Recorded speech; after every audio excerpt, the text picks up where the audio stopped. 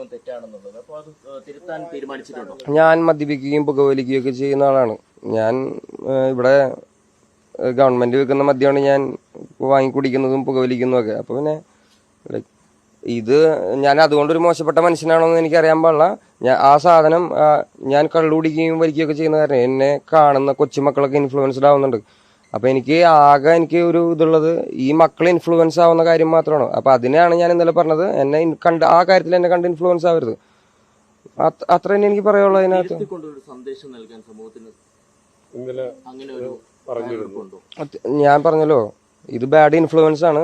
എന്നെ കണ്ട് ഇതാരും പഠിക്കരുത്. ഞാൻ പരമാവധി ശ്രമിക്കും എന്നെ തിരുത്താൻ. കള്ളുകൂടിയും പുകവലിയൊക്കെ നിർത്താൻ ഞാൻ ശ്രമിക്കട്ടെ.